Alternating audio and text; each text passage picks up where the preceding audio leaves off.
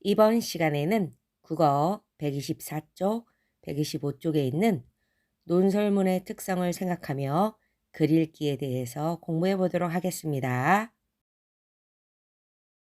첫 번째 문제, 글쓴이의 주장을 생각하며 전통 음식의 우수성을 읽어봅시다.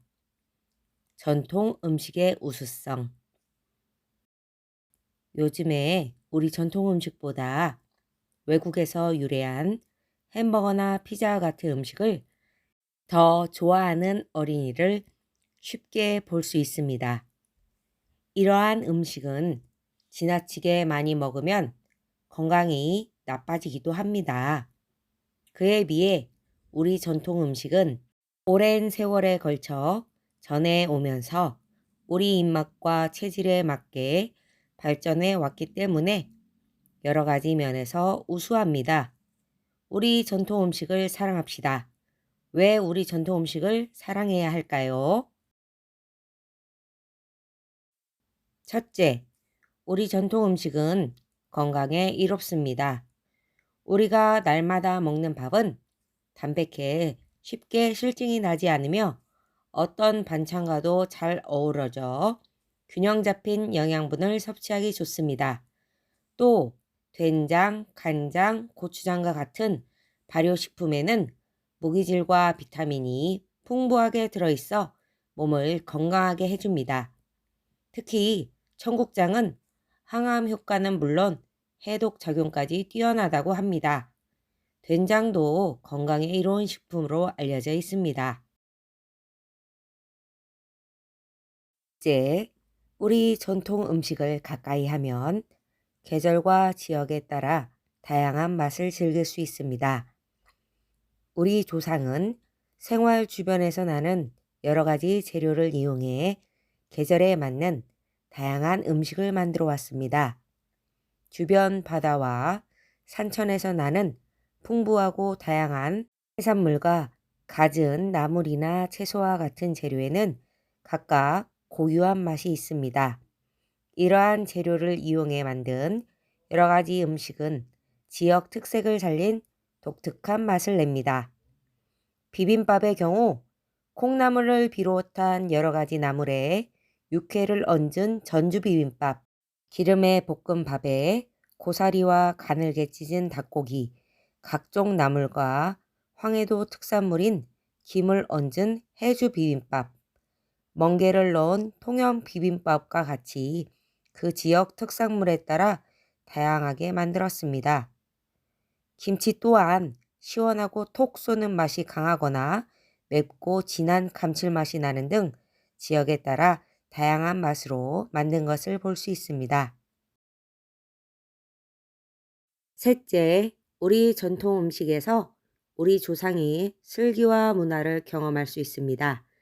우리 조상은 겨울을 나려고 김장을 하고 저장 온도와 저장 기간을 조절해 겨울철에도 신선하게 채소를 먹을 수 있도록 했습니다.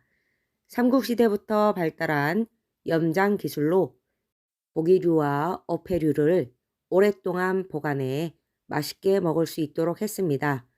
또 농경 생활을 하면서 설이나 추석과 같은 명절에 가족이나 이웃과 함께 셋이 음식을 만들어 먹으며 정답게 어울려 지냈습니다. 보쌈김치, 동치미, 배추김치, 백김치, 총각김치. 우리나라 전통 음식은 세계 여러 나라 사람에게 주목받고 있습니다. 우리 조상의 넉넉한 마음과 삶에서 배어나온 지혜가 담긴 우리 전통 음식은 그 맛과 멋과 영양의 삼박자를 모두 갖추고 있습니다. 우리는 우리 전통 음식의 과학성과 우수성을 알고 우리 전통 음식에 관심을 가지고 우리 전통 음식을 사랑해야겠습니다. 두 번째 문제. 전통 음식의 우수성을 읽고 질문을 만들어 친구들과 묻고 답해 봅시다. 글 내용을 확인하는 질문에는 이 글을 쓴 목적은 무엇인가요? 그리고 한 가지 여러분이 생각해서 써보시고요. 친구들 생각을 알고 싶은 질문, 어떤 전통 음식을 좋아하나요? 그리고 또 한 가지는 여러분이 친구들과 묻고 답하면서 써보도록 해보세요. 어려운 경우에는 예시 답안을 참고해서 작성해 보도록 해보세요.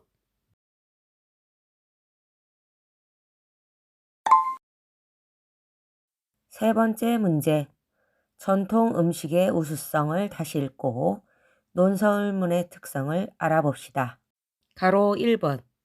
글의 짜임을 생각하며 각 문단의 중심 문장을 찾아 써 보세요.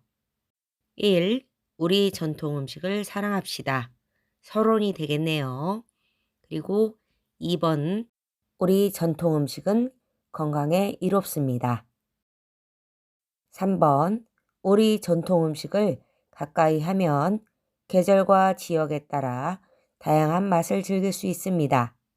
그리고 4번. 우리 전통 음식에서 우리 조상의 슬기와 문화를 경험할 수 있습니다. 이렇게 2, 3, 4가 본론이 되겠네요. 그리고 5번은 우리 전통 음식의 과학성과 우수성을 알고 우리 전통 음식에 관심을 가지고 우리 전통 음식을 사랑해야겠습니다. 라는 결론으로 마무리 짓고 있네요. 바로 2번. 이 글의 주장을 써 보세요. 네, 이 글의 주장은 우리 전통 음식을 사랑합시다가 되겠네요. 논설문은 어떤 문제를 놓고 글쓴이가 내세우는 주장과 주장을 뒷받침하는 근거로 이루어져 있어요. 네 번째 문제. 전통 음식의 우수성의 문단 1을 다시 읽고 서론의 특성을 생각해 봅시다. 선생님이 들려주는 문단 1의 내용을 잘 들어보고 가로 1, 가로 2, 가로 3 문제를 해결해 보도록 해보세요. 문단 1. 요즘에 우리 전통 음식보다 외국에서 유래한 햄버거나 피자와 같은 음식을 더 좋아하는 어린이를 쉽게 볼 수 있습니다. 이러한 음식은 지나치게 많이 먹으면 건강이 나빠지기도 합니다. 그에 비해 우리 전통 음식은 오랜 세월에 걸쳐 전해오면서 우리 입맛과 체질에 맞게 발전해 왔기 때문에 여러 가지 면에서 우수합니다. 우리 전통 음식을 사랑합시다. 왜 우리 전통 음식을 사랑해야 할까요? 여기까지 문단 1을 다시 읽어보았습니다. 문제를 잘 해결해 보았나요? 하나씩 답을 확인해 보도록 해봅시다. 바로 1번. 이 글의 서론에서는 어떤 문제 상황을 제시했나요? 네.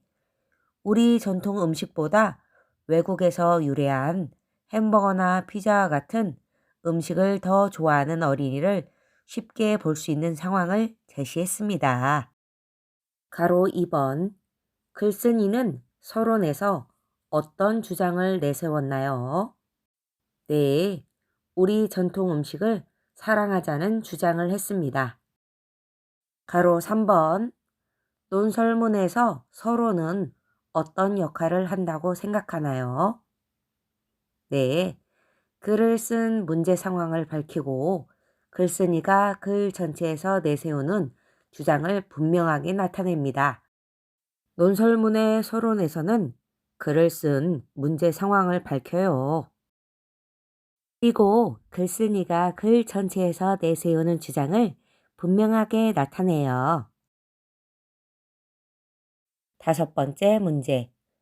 전통 음식의 우수성의 문단 2에서 4를 다시 읽고 본론의 특성을 생각해 봅시다.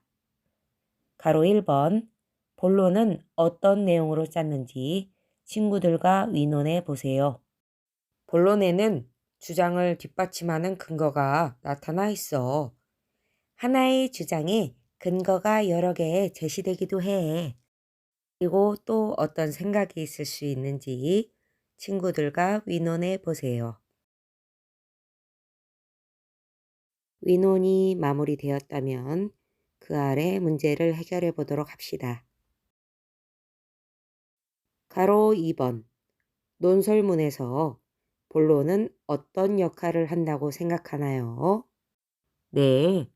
서론에서 글쓴이가 제시한 주장의 근거와 그 근거를 뒷받침하는 내용을 제시합니다. 본론은 서론에서 글쓴이가 제시한 주장의 근거와 그 근거를 뒷받침하는 내용으로 구성해요. 근거를 뒷받침하는 내용에는 구체적인 예나 다양한 자료를 포함해요. 6번째 문제. 전통 음식의 우수성에 문단 5를 다시 읽고 결론의 특성을 생각해 봅시다. 가로 1번. 논설문에서 결론은 어떤 역할을 한다고 생각하나요?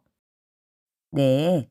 글 내용을 요약하기도 하고 글쓴이의 주장을 다시 한번 강조할 수도 있습니다. 가로 2번. 결론의 역할을 생각하며 이 글의 결론을 다시 써보세요. 선생님이 예시 답안을 보여드릴 테니까 참고해서 이 글의 결론을 다시 써보면 좋겠네요.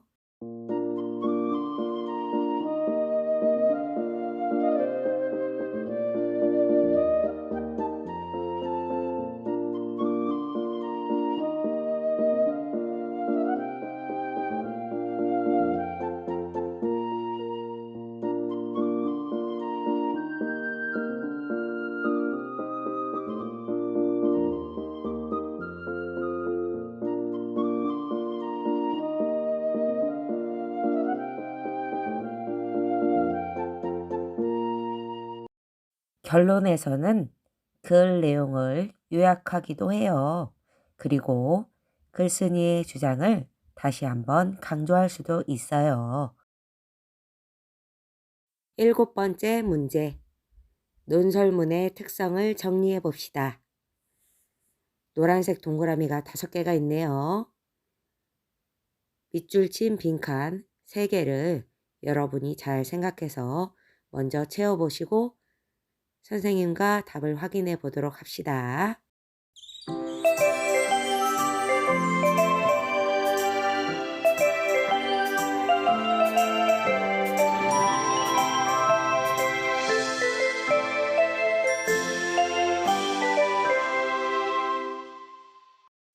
답을 잘 생각해서 써보았나요? 그럼 답을 확인해 보도록 하겠습니다. 논설문은 주장과 이를 뒷받침하는 근거로 이루어져 있다. 논설문은 서론, 본론, 결론으로 짜여 있다. 서론에서는 글을 쓴 문제 상황과 글쓴이의 주장을 밝힌다. 본론에서는 글쓴이의 주장에 적절한 근거를 제시한다. 결론에서는 글 내용을 요약하기도 하고 글쓴이의 주장을 다시 한번 강조할 수도 있다. 오늘도 열심히 수업에 참여하신 여러분, 감사합니다.